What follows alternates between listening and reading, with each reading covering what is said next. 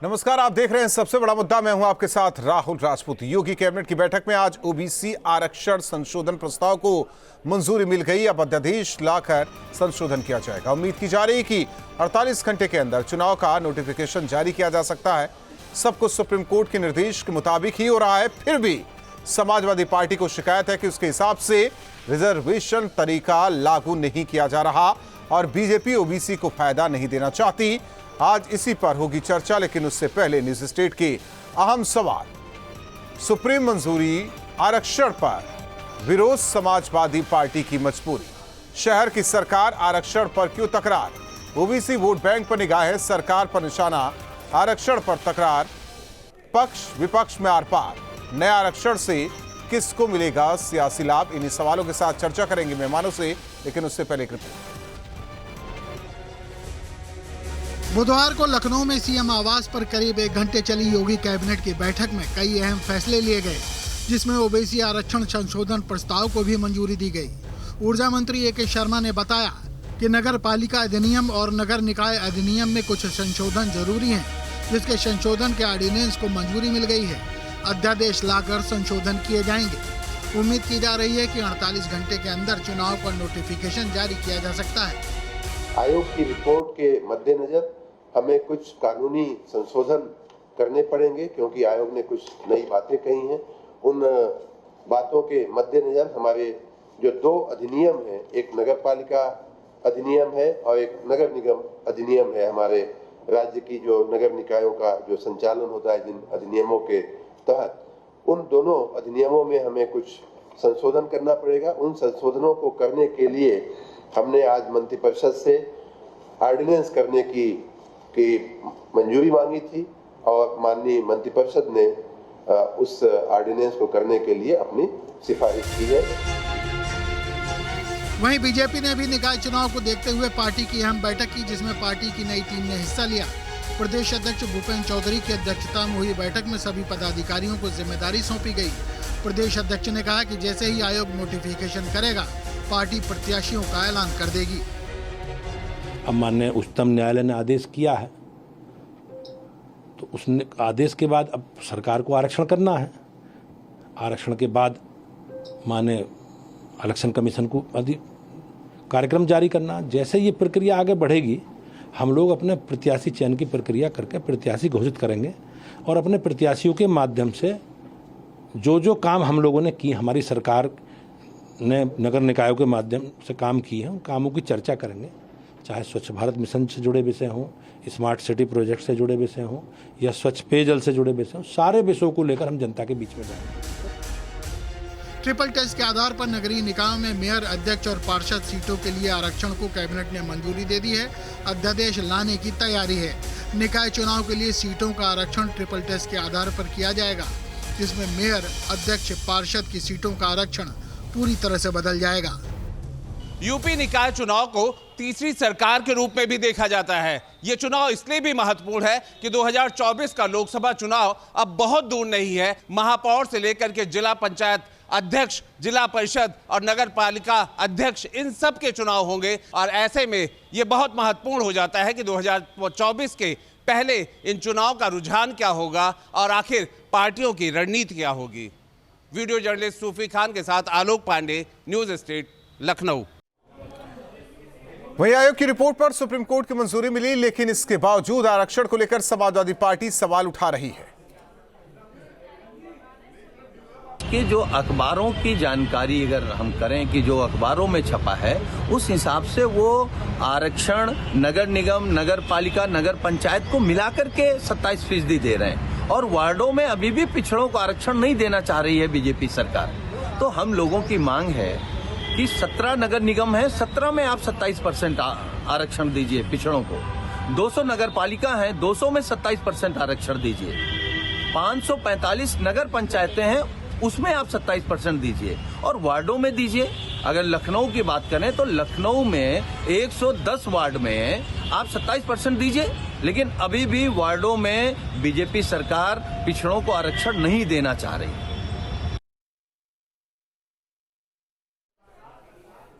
और हमारे साथ मेहमान जुड़े। सबसे पहले परिचय करा दे, प्रियंका गुप्ता जी प्रवक्ता कांग्रेस, मनोज यादव जी प्रवक्ता समाजवादी पार्टी, डॉक्टर उमाशंकर राजभर जी, प्रवक्ता एसपी, आप सभी मेहमानों का स्वागत है।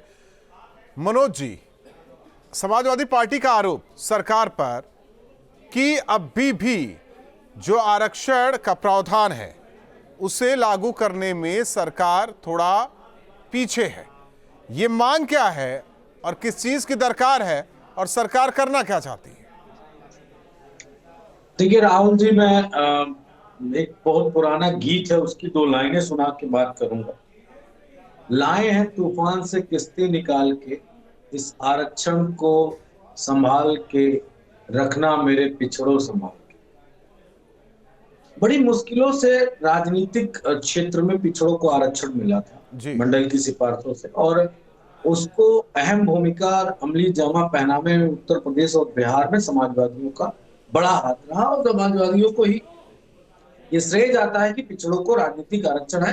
और सिर्फ 2 जगह है राहुल, एक नगर पंचायत में है और जो पंचायत के चुनाव, जो एक निकाय के चुनाव है, 2 जगह सिर्फ पिछड़ों को राजनीतिक रूप से आरक्षण प्राप्त है, और जो 3 दशक से चलता आ रहा है। 90 के दशक में मिला था और वो लगातार धीरे धीरे 2023 तक लगभग 3 दशक पूरे हुए। लेकिन आज डबल इंजन की सरकार और देश के पिछड़े प्रधानमंत्री के पूरे सरपरस्ती में ये स्थिति आ गई कि पिछड़ों को राजनीतिक आरक्षण से बेदखल किया जा रहा है। कर कौन रहा है? उत्तर प्रदेश के मुख्यमंत्री जो एक जाति वर्ग से आते हैं और उनको दिक्कत है, उनके साथ एक उप मुख्यमंत्री जो पिछड़े हैं, तमाम सारे कैबिनेट मंत्री जो पिछड़े हैं, प्रधानमंत्री भी जो पिछड़े हैं, और उसके बावजूद कोई पूछने वाला नहीं कि आपका आरक्षण कैसे चला। महत्वपूर्ण बात मैं कह रहा हूं, जो कहा कि हम पिछड़ों का आरक्षण नहीं जाने देंगे, केशव प्रसाद मौर्य ने भी कहा, मुख्यमंत्री जी ने भी कहा। तो मैं ये पूछना चाहता हूं कि जो वो डाटा बन के आया था आरक्षण का, वो किसने बनाया? कांग्रेस ने बनाया था, समाजवादी पार्टी ने बनाया था। अब 2017 में भी तो चुनाव कराए थे, उसमें आरक्षण का मुद्दा नहीं था, क्योंकि वहां पे चीजें मिल गई थी लोगों को जिनका जितना हक था। अब किसने बना के योगी सरकार में प्रस्तुत किया था? तो ये एक बीजेपी के द्वारा षड्यंत्र। ठीक है, आलोक अवस्थी जी, आवाज आ रही है आपको? पिछड़े को बिल्कुल नहीं चाहते, हक मार रहे हैं। आरोप मनोज जी का कि हक मारा जा रहा है ओबीसी का। अधिसूचना जारी होगी, हालांकि नोटिफिकेशन जिस तरीके से आएगा संदेह है, और ये लगातार समाजवादी पार्टी के नेता कह रहे हैं कि हक मारा जा रहा है ओबीसी का। देखिए, भारतीय जनता पार्टी एक ऐसी पार्टी है जो बिना भेदभाव के सबके साथ समान व्यवहार करती है। हमारी गरीब कल्याण की योजनाएं लगातार सभी वर्गों को जा रही हैं, हमने किसी का भेदभाव नहीं किया, पहली बात। दूसरी बात, जब आदरणीय हाईकोर्ट ने सत्ता दी थी सरकार को कि आप चुनाव कराइए इसी आधार पर, आपको कोई आरक्षण नहीं देना है, सरकार ने उसको मना किया। सरकार उस आदेश के खिलाफ सुप्रीम कोर्ट में गई और वहां से एक आदेश लेकर के आई कि पिछड़ा आयोग का गठन करके पहले पिछड़ों की को जिम्मेदारी दी जाए। तो सरकार अपना पक्ष बराबर जनता के बीच में रख रही है। लेकिन मेरा एक सवाल खड़ा होता है समाजवादी पार्टी के ऊपर, जब इनकी सरकार थी तो पिछड़ों के नाम की सारी मलाई एक जाति विशेष के लोगों को दे दी गई। पिछड़ों के भर्ती के जितने भी बोर्ड बने, एक जाति विशेष के लोग उसके चेयरमैन बने। उन 5 भर्ती बोर्डों को माननीय उच्च न्यायालय ने भंग किया।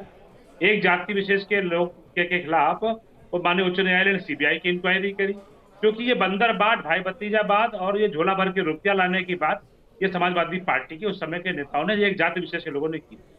तब सामाजिक न्याय कहाँ चला गया था? तब पिछड़ों का हिस्सा क्यों नहीं सबको दिया गया? तो यह शेख चिल्ली के आंसू है जो रोने वाले, यह दुनिया जानती है। इसलिए समाजवादी पार्टी को हाशिए पर लगातार हर चुनाव में रखी है। पिछले स्थानीय निकाय में तो समाजवादी पार्टी। ठीक है प्रियंका गुप्ता जी, क्या कुछ तैयारी? हालांकि आप आ रहे हैं मनोज जी, 1 मिनट रुक जाइए, और भी मेहमान हैं। प्रियंका गुप्ता जी, हालांकि अब प्रदेश निकाय चुनाव की ओर बढ़ रहा है, तो ऐसे में क्या कुछ स्टैंड कांग्रेस का?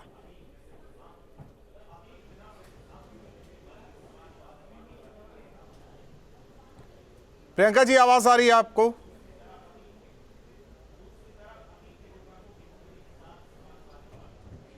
हालांकि फिर प्रियंका जी से जुड़ेंगे उमाशंकर राजभर जी। देखिए, ओबीसी की बात हो रही है, एक तरफ ये संदेश देने की कोशिश हो रही समाजवादी पार्टी की तरफ से कि ओबीसी पिछड़ों का हक छीना जा रहा है, लेकिन बीजेपी संदेश दे रही है कि जो सुप्रीम कोर्ट की तरफ से आया है हम तो वही लागू करने जा रहे हैं, और बिना पिछड़ों को हक दिए हम चुनाव में जाएंगे नहीं, ये लगातार बीजेपी कहती है। अब क्या बाकी है?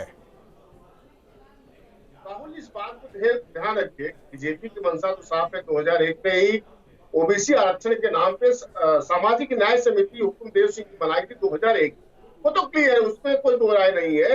लेकिन सपा सरकार जब 2012 में आई, इसके 2013 में तो हाईकोर्ट ने उस पर कमेंट्स कहा कि कुछ ही जातियां जो उत्तर प्रदेश की हैं वो 27% आरक्षण का लाभ ले रही है। उसने क्लियर डायरेक्शन दिया था। इसके बाद भी जो 2017 में सामाजिक न्याय समिति बनी है, जो 27% आरक्षण बंटवारे की बात करती है, हमारे नेता माननीय ओम प्रकाश राजभर तो ये मांग करते हैं कि नगर पालिका में भी सामाजिक न्याय समिति लागू किया जाए। लेकिन क्या सपा के मित्र जो है सामाजिक न्याय समिति के पक्ष में है क्या? कभी ये बात नहीं करेंगे। हमेशा यह जो है पिछड़ों का हक अधिकार लूटने वाले समाजवादी लोग सामाजिक न्याय की कभी बात नहीं कर सकते। नहीं, ऐसी बातें ना बोलिए मनोज जी। मनोज जी संवैधानिक भाषा का इस्तेमाल कीजिए। ये बिल्कुल नहीं, असंवैधानिक भाषा का इस्तेमाल ना कीजिए आप। ये जवाब सपा जब पूछेंगे इसका मतलब नशे में है ये नशे में इनको नहीं, तो वो जो जवाब दे रहे तो आप बीच में ना बोलिए ना। ऐसे ही आपके सवाल, जब मैं सवाल करूंगा जवाब देंगे, कोई बोलेगा तो आपको बुरा लगेगा। नहीं, आप जरा शांत रहिए। आप डिबेट हैंडल नहीं कर रहे हैं ना, आप शांत रहिए। जब आपको वक्त मिले तब आप जवाब दीजिए। बेवजह चिल्लाइए नहीं। आप शांत होकर बैठिए। जब वो बोल रहे हैं तो उन्हें बोलने दीजिए। आपका वक्त है, आप बोलिए। ठीक है, आप जवाब दीजिए ना, आप जवाब दीजिए। आप जवाब, हालांकि इसका जवाब लेंगे, लेकिन उससे पहले प्रियंका जी, क्या स्टैंड है निकाय चुनाव को लेकर? देखिए, निकाय चुनाव की पूरी तैयारी है। इस बार कांग्रेस अपने मुद्दों के साथ मैदान में उतरेगी और मुझे लगता है कि जनता जरूर विश्वास दिखाएगी। पर मैं इतना जरूर कहना चाहूंगी कि जिस तरह भारतीय जनता पार्टी के खाने के दांत कुछ और दिखाने के दांत कुछ और, यहाँ बैठकर जब वो ये कहते हैं कि वो सबका साथ चाहते हैं और सबका विकास चाहते हैं, तो ये बड़ा हास्यास्पद लगता है। आप ये बताइए कि ये ओबीसी किसको मानते हैं? ये नीरव, ललित और मेहुल जैसे लोगों को ओबीसी मानते हैं। तो इनकी परिभाषा ही अलग है। ये किसी चीज को किस तरह से देखते हैं, ये सिर्फ अपने फायदे की तरह से ही देखते हैं। दूसरी चीज मैं ये कहना चाहूंगी, भारतीय जनता पार्टी वो पार्टी है, आप ये बताइए कि मुख्यमंत्री निवास के बगल में कुछ पौधे लगाए गए थे, वो सूख गए पूरी तरीके से। ठीक है, जनता के पैसे की बर्बादी है, इस पर सवाल पूछने वाला कोई है कि नहीं? आप बताइए कि वहां पर इतना पैसा लगाकर, और वहां ही नहीं, मैं तो ये तो मेन एक एरिया जिसकी बात कर रही हूँ, पूरे आप लखनऊ में देख लीजिए कि जहां जहां पौधे लगाए थे सब सूख गए। तो ये भारतीय जनता पार्टी की जिम्मेदारी है कि जनता के पैसों का सही इस्तेमाल किया जाए, और जो गायब हो गए उनकी तो बात ही छोड़ दीजिए। आप ये बताइए, भारतीय जनता पार्टी क्या कहती है? जब रोजगार मांगो तो कहती है पकौड़े तल लो, और जब गैस चूल्हे की बात करो तो कह रही है नाले की निकाय चुनाव में ये मुद्दा बनेगा के चाय बना लो। बिल्कुल बनेगा। बेरोजगारी मुद्दा है, सड़कों के गड्ढे मुद्दा है, यहाँ जो भ्रष्टाचार हो रहा है, चाहे वो स्मार्ट मीटर हो, चाहे वो जो है हाईवे बन रहे हो, चाहे वो फ्लाईओवर बन रहे हो, जिस तरह से सड़कें बन रही, गड्ढे बन रहे हैं, वो सब देख लीजिए आप। भ्रष्टाचार सब जगह व्याप्त है, चाहे वो हॉस्पिटल हो, हर जगह भ्रष्टाचार बिल्कुल बराबरी से व्याप्त है। और यही भ्रष्टाचार नहीं, भ्रष्टाचार तो आप देखिए इनकी नसों में व्याप्त है। और आप जो अडानी जी पर इनसे पूछे, उनके भ्रष्टाचार में बात करने की कोशिश करिए तो ये आपको संसद से ही बाहर कर देंगे। ये हालत है, क्योंकि डरे हुए लोग है ना, इनको डर लगता है कि लेकिन अब चुनाव में आप लोग चुनाव में जा रहे हैं, और वहाँ जनता जनार्दन वो रखेगी किसे अंदर रखना, किसे बाहर करना है। जनता की अदालत में आप लोग जाएंगे। ये वही सरकार है ना, जनता। मनोज जी एक सवाल है कि जो आयोग की रिपोर्ट, उस पर देखिए मुहर लगी सुप्रीम कोर्ट की, और उसी हिसाब से सब कुछ चल रहा है, तो फिर दिक्कत कहाँ है, परेशानी कहाँ है? नहीं, कोई दिक्कत नहीं है, उसमें कोई दिक्कत नहीं। माननीय सुप्रीम कोर्ट का जो भी आदेश आएगा उसकी समीक्षा होगी, हम लोग देखेंगे कि हर जगह 27% पिछड़ों को आरक्षण मिल रहा है कि नहीं मिल रहा। जिस जगह पे नहीं मिल रहा होगा उस पर हम आपत्ति आयोग से उठाएंगे, एक बात। दूसरी महत्वपूर्ण बात, बीजेपी के साथी ने कही कि हमारी सरकार ने एक जाति के लोगों को दिया, तो मैं इनके ज्ञान को वृद्धि के लिए बता दूं कि राजनीतिक आरक्षण में किसी एक जाति का बोलबाला नहीं हो सकता, क्योंकि वो चुनावी प्रक्रिया है, सबको लड़ने का अधिकार चुनाव आयोग देता है। अगर समाजवादी पार्टी ने मान लेते पाल समाज को नहीं दिया टिकट, तो समाजवादी पार्टी नहीं दे रही तो बसपा दे रही, बसपा नहीं दे रही तो बीजेपी दे रही, बीजेपी नहीं दे रही तो कांग्रेस दे रही। सारी जातियों को हर राजनीतिक दल के लोग लेके जाते हैं। तो राजनीतिक आरक्षण के बारे में गोलमाल मत करो। रही बात नौकरियों में आरक्षण की, तो योगी आदित्यनाथ से सदन में हमने और हमारी पार्टी के नेता ने कहा था कि 86 में 56 SDM का रिजल्ट रख दो। ये हैसियत नहीं, हिम्मत नहीं हुई मुख्यमंत्री की कि रिजल्ट टेबल कर सके। और अभी मैं चुनौती देता हूं इनको कि इनके मुख्यमंत्री जब चाहे शायद पत्र लेके रिजल्ट जारी कर सकते हैं। समाजवादी पार्टी का स्वागत करेगी और जो 86 में 56 यादव है उन सबको बिल्कुल आऊंगा चुनाव पे।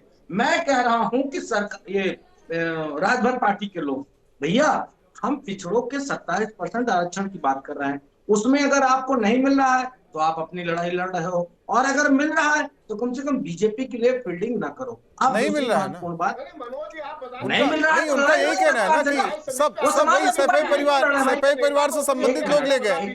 एक मिनट देखिए, उनकी यही शिकायत है। एक लाइन सुन लो बस, एक लाइन सुन लो भाई, देखो चिल्लाने से ठीक है, आप राजभर जी सुन लीजिए, सुन तो लीजिए। राजभर जी सुन लीजिए, बड़ी बात कहने जा रहा हूँ राहुल जी। 10% सवर्णों, गरीब सवर्णों को आरक्षण मोदी सरकार ने और योगी सरकार ने दे दिया बिना किसी जांच के। आप मांग करो ना उन्हीं से, क्यों नहीं करते हो भाई कि कैप को बढ़ाएं, 27% कैप को 52% करें। समाजवादी पार्टी लगातार मांग कर रही, उन्होंने हो हल्ला भी नहीं किया और आप ढपली बजा रहे हो, चिल्ला रहे हो कि समाजवादी पार्टी नहीं मिलने वाला है। फिर ये भी आप बता नहीं मिलने वाला, नहीं मिलने वाला। नौकरी में आरक्षण है ना, नौकरी में आरक्षण है, या चुनाव में आरक्षण तो नहीं है ना उनको, आप छोड़ दीजिए ना, उस पर कहां जा रहे हैं? क्यों नहीं आरक्षण भाई? 27% में राजभर भी है भाई, कौन रोकना? नहीं, जो आप ईडब्ल्यूएस की बात कर रहे थे, मैं ईडब्ल्यूएस में सवर्णों को मिल गया ना। हाँ, तो वो चुनाव में नहीं है ना सर, आप छोड़ दीजिए ना वो नौकरी में, आप छोड़िए उसको। आप उनकी यही शिकायत है, उनकी यही शिकायत है। जब ओबीसी वर्ग में मलाई खाने की बात आती है तो एक ही का नाम क्यों आता है? उनकी वही शिकायत है, राजभर जी की यही शिकायत है।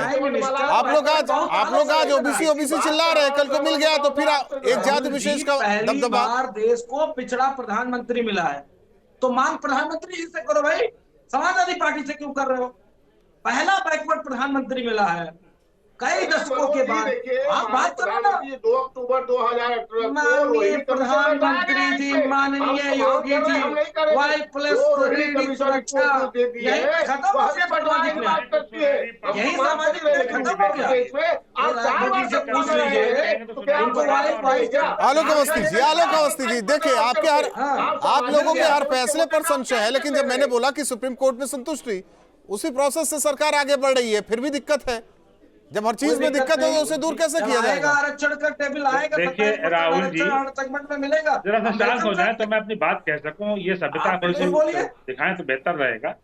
राहुल जी, आपकी डिबेट एक अच्छी डिबेट होती है, चिल्ला चोट की जो डिबेट हो रही है अच्छी बात नहीं है। सबसे पहली बात, आदरणीय उच्चतम न्यायालय की मोहर लगी है हमारी प्रक्रिया। हम अपनी बात पर हर जगह पर सही हैं और हम उसके पे हम हर वर्ग को न्याय देने के पक्ष में, पिछड़ा वर्ग हो, दलित वर्ग हो, ईडब्ल्यूएस वर्ग हो, कोई भी वर्ग हो, हमने कभी भेदभाव नहीं किया और हम अभी भी नहीं करेंगे चुनावों में। लेकिन जिन पार्टियों का आस्था को जनता ने खत्म कर दिया है, जिन पार्टियों का खाता ने नगर निगम के उसमें खुल पाया है, 16 नगर निगम से पिछली बार हमने 14 नगर निगम पे अपना मेयर जिताया, समाजवादी पार्टी का खाता नहीं खुल पाया, 16 में तो 0 मिला है, चूने का अंडा। तो समाजवादी पार्टी जो चाल बजा रही है वो इसीलिए बजा रही है कि उसको मालूम है निकाय चुनाव में कुछ नहीं होने वाला है, क्योंकि नेता की विश्वसनीयता नहीं है। अखिलेश यादव की विश्वसनीयता खत्म हो गई है राजनीति के अंदर, क्योंकि लगातार झूठ बोलना, लगातार गुमराह करना, लगातार अपने गठबंधन दल जो चुनाव लेकर लड़ रहे थे पिछले वक्त से, ओम प्रकाश राजभर प्रियंका जी देखिए, सबके हकूक़ की बात हो रही है, लेकिन जब सबके हकूक़ की बात होती है तो कुछ लोग आगे होते हैं, कुछ लोग पीछे होते हैं। जनता के प्रति कहाँ पे ईमानदार रहेगी?